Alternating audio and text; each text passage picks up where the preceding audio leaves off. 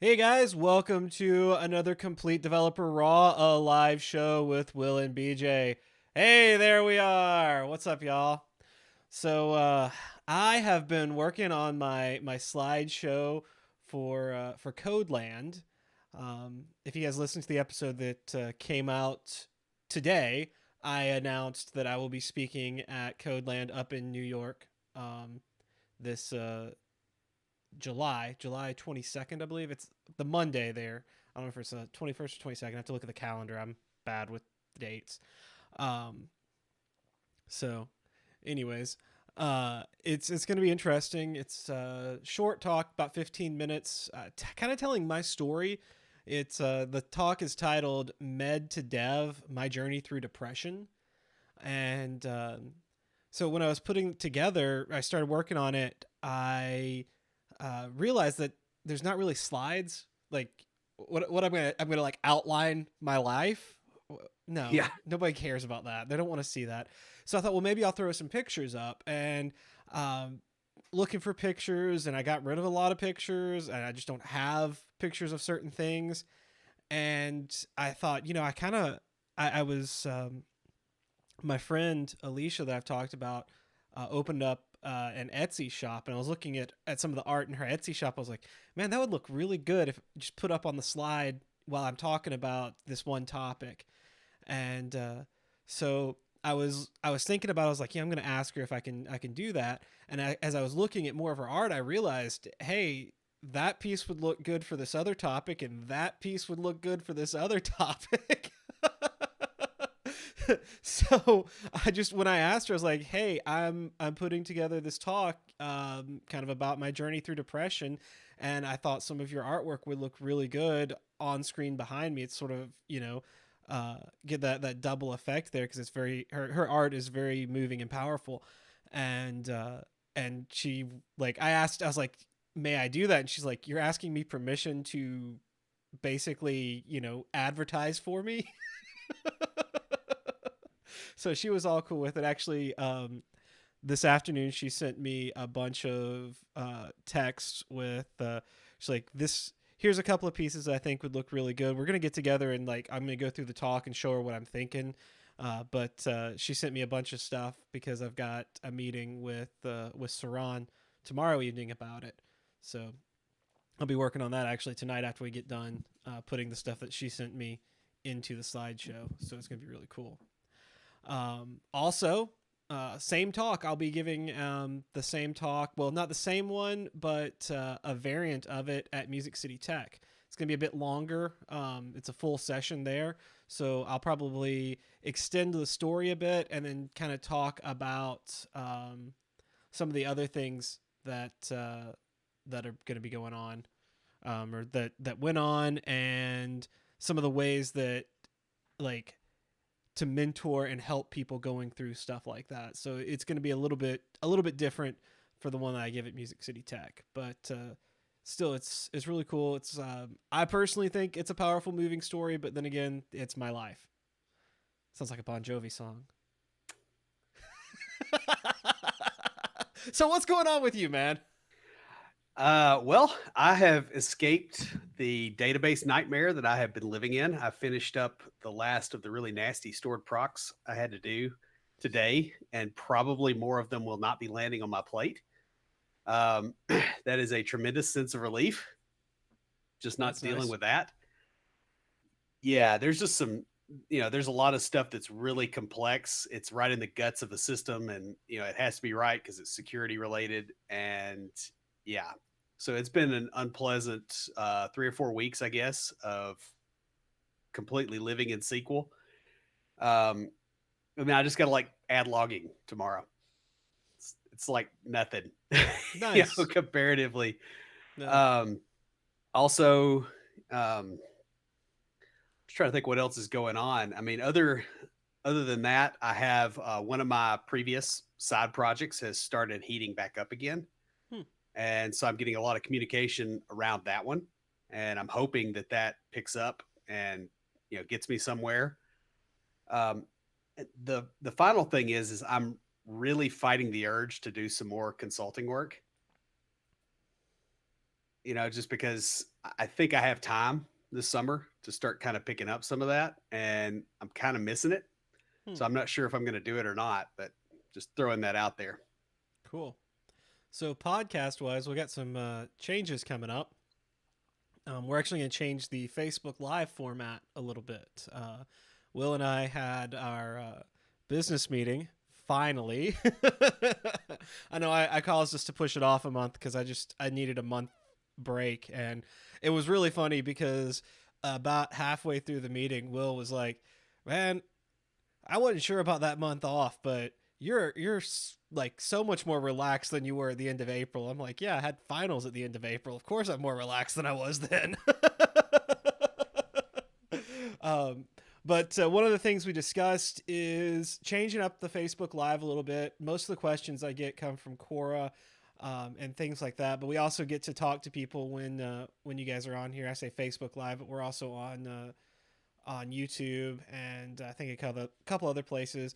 We're going to try to increase that, but what we're going to do is we write a lot of content and sometimes we have a little bit of overflow. Like we'll write an episode that has 10 points, but we'll only actually get to 8 of them during the recording of the episode. So we're going to start taking kind of those extra things that have just sort of been falling off and maybe making a short 1 or 2 point. The time will probably be about the same, still be about 20 to 25 minutes, but we're going to throw in some type of, I don't want to say lesson, but some type of educational piece to it. So that's pretty awesome.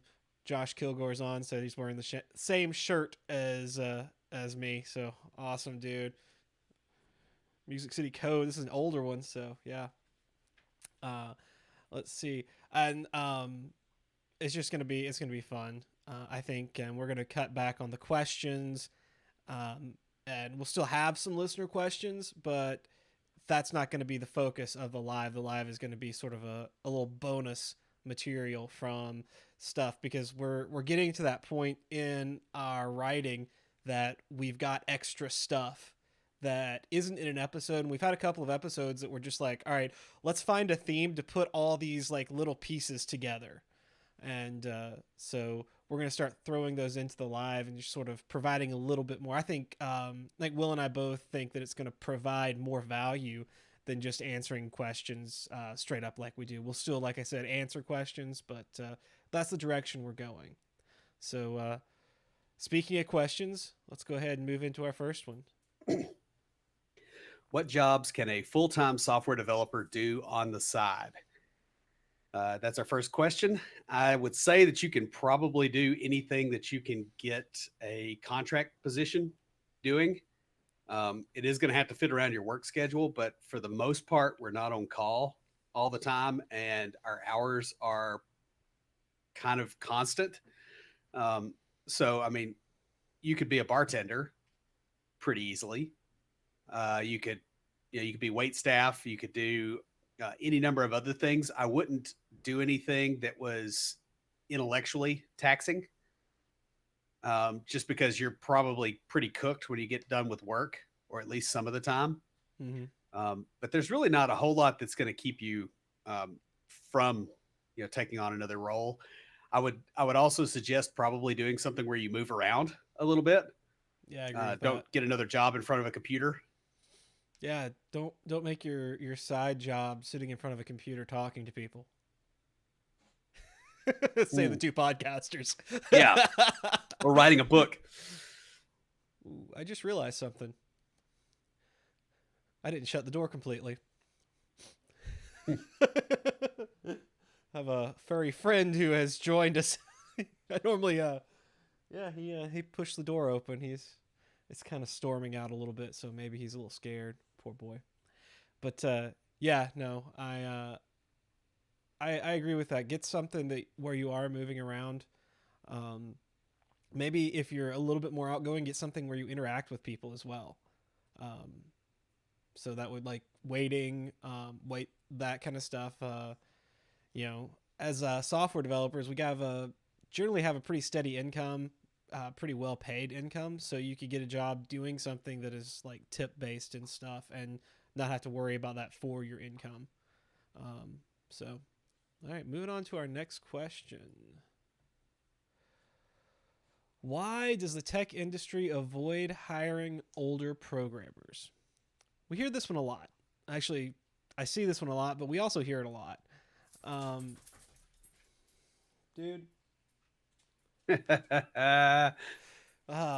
is the first time that's happened where he got in here. So, all right, why do we avoid hiring? I don't know. I mean, technically by industry standards, I was an older programmer when I got started in my 30s. So, um, no, Will, you're older than me. So, what do you think?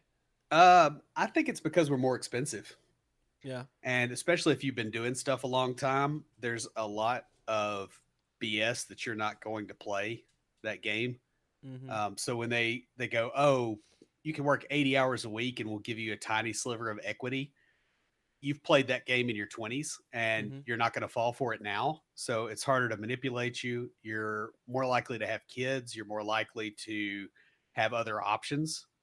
And so I, they don't want to hire you in a lot of those cases. I also think, and when I gave this question to myself to read, I was thinking a lot about it, but I think it depends on the industry because yeah, saying the tech industry is really, really broad.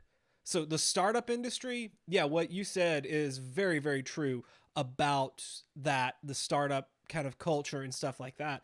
But you get into these more established companies, you get into the public sector, those types of jobs, and they may want that older programmer with the experience because they want that stability. They don't want someone who is going to just run off whenever or something like that. So it's not that the tech industry doesn't hire older programmers.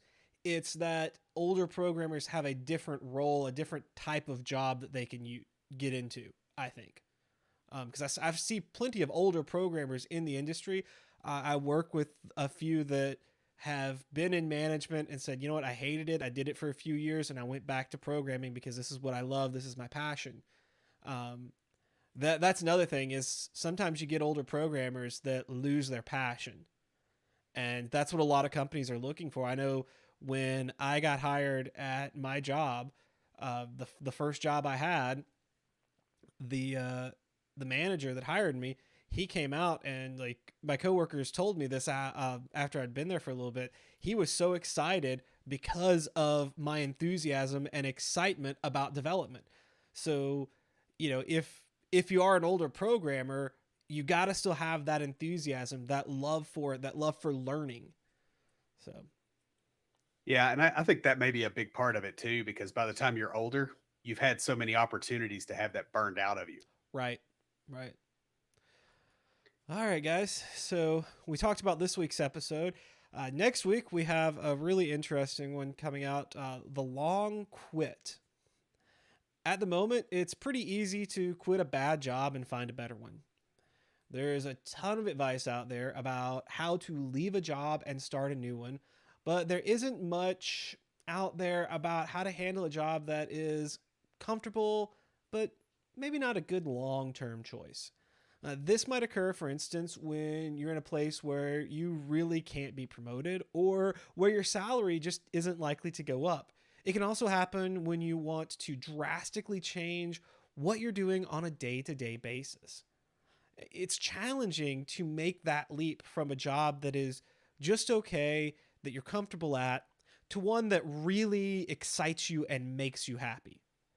In the episode, we talk about some of the things that you should be doing if you anticipate leaving your job within the next 6 months to a year. If you're in a comfortable job and you're holding out and you're looking for that amazing, awesome job, this is the episode for you. So it'll be coming out next week. Check that out. Guys, we're going to hop off here. We have a really awesome interview coming on. Someone we've been wanting to get on the show for a while now. And so we're going to hop off here and talk to her and get you guys another awesome episode out. So we'll catch y'all next week.